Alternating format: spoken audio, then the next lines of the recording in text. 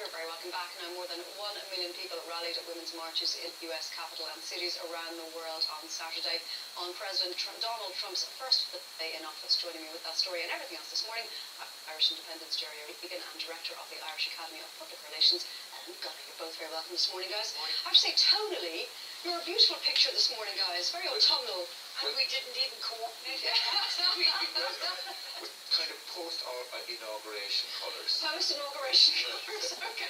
Well, speaking of... We representing United Front. We live in an uncertain world at the moment. Speaking of a United Front was what represented in... We're calling them women's marches, but I was at the one in Dublin, and there were families and kids and dads and loads of men, which is great to see. So it was a united front across the world, where women and their husbands and their partners and their children went out and marched and said, we're not very happy with you. Your response to it, Ellen, as a woman watching it? Two different responses. As a woman, I thought we actually have to, it's amazing that so many women around the world, you had 500,000 people in Washington, you had 500,000 people in Los Angeles. Apparently it was the biggest protest in Washington, just short of the Vietnam protest in '69. So other than that, 600,000 for Vietnam, 500,000 in Washington, but there weren't another 500,000 in Los Angeles, and 600 and something marched around the world. And I found myself wondering, why are women marching? Because they all had different reasons for marching. And actually I think what it comes down to is that women globally are saying, in the last 100 years we have come so far, we've made so many advances, we've won so many things that we should have been entitled to all along. And here is this man who now treats women with a complete lack of respect. And I found myself thinking back to Meryl Streep. When Meryl Streep spoke at the Golden Globes, she spoke about the fact that Trump had denigrated journalists with physical disabilities. But her point wasn't that he'd done it. Her point was that because he did it, others would feel they were entitled to do the same thing. It gave them permission. And I think that's what got women and men and families and grannies and young people onto the streets, that everybody said, we do not want people to feel that his attitude to women or the way he treats women is in any way acceptable. And we need to make this clear minute one. But my second reaction to it was that it's, from a spin point of view, from a PR point of view, it's absolutely brilliant. Because the story was about, he was so miffed about the inauguration and how many people attended or didn't attend. I still can't figure out how he had so little to do that this was top of his agenda. But he was so worried about it that in some ways it's brilliant that he sends somebody out to deny the figures so that it changes the whole agenda. Yeah. So that instead of media should have been running with, what are the women's marches about? Why is this caught fire globally, never mind in the States? I don't think it's about whether he's president or not, but there should have been that whole debate about what has brought so many people onto the streets. And instead, the entire debate was taken over by alternative facts.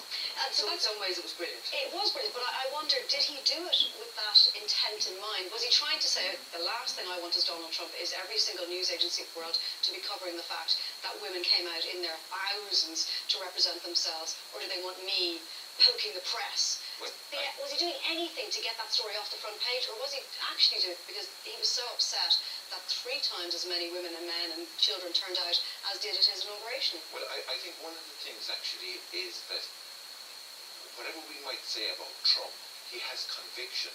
In other words, eventually people have to start looking at him objectively. And in actual fact, I saw some recent interviews with him going back years, when his hair was much different and his physique was much different and the tan didn't seem to be so profound. But he had very strong views on politics. Now they're pretty bizarre and they're pretty out there, but going way back, he's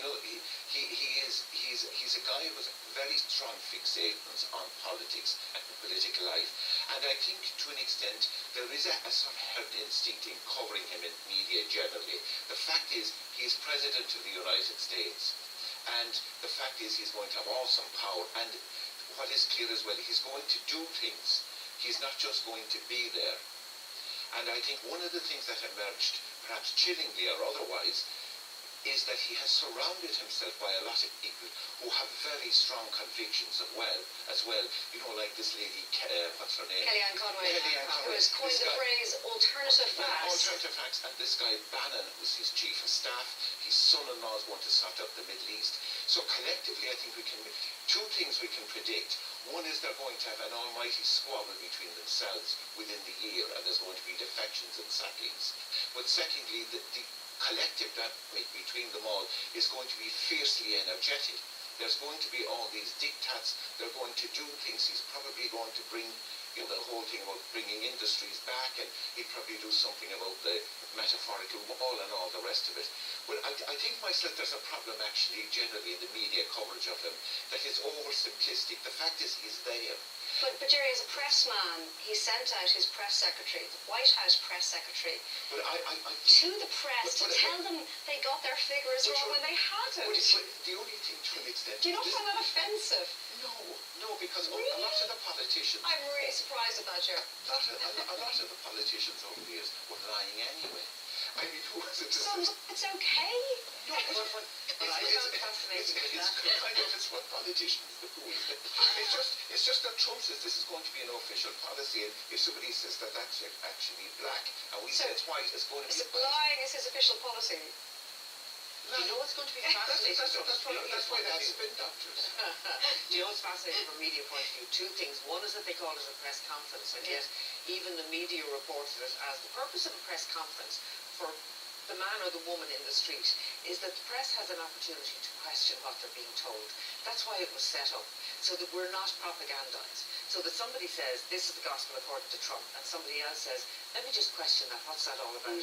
But he sent somebody out to eat the journalists and say, you all got it wrong, and he left without taking any questions.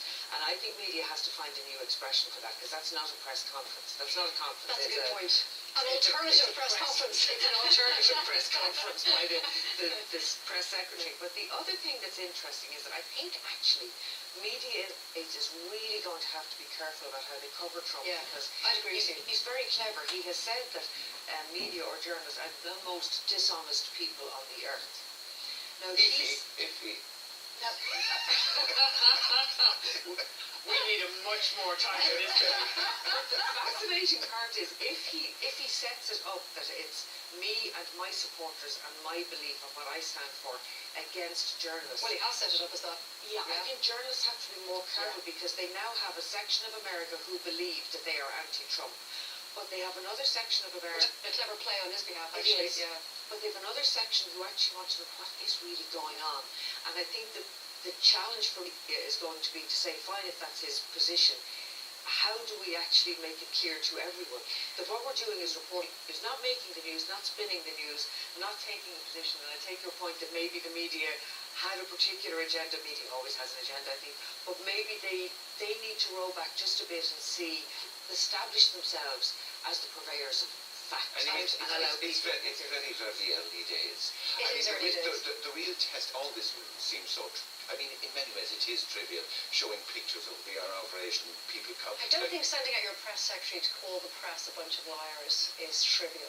I really don't. I think it's actually quite serious. Well, no, but the big thing would be, say, big issues that the President of the United States has to deal with. Well, if he delivers, And then if they're lying about it, but some of these events would be so mammoth by definition, whether it be the rest will pale by comparison. And lying and twisting the facts, and that won't be as simple, and the consequences will be much more dramatic and much more profound. In a way, this was a bit circus-like, and the guy coming out and saying there was X amount of there, period, and then walks off. But it's very, very early days. In other words, we still don't know. In many ways, we haven't a clue. There was a line of thinking that when he became president, he would become presidential, and the behaviour that we saw when he was campaigning would cease to exist. We know now that that is not the case. Well, he will continue as he started. It also sort of reminds me, remember when Margaret Thatcher came to power, and she had people around her, and they were all excited that they wanted to turn Britain, because of the power of the unions and these things like this, they actually wanted to turn the country around. And they started at it almost from day one. To an extent, I think that's part of the thing we're seeing with Trump, but he's going to find it very difficult. On day one, he wasn't doing that. He was going, there are more people there than you say. We'll have to leave it there, guys, I'm afraid, unfortunately. We didn't get to the other stories.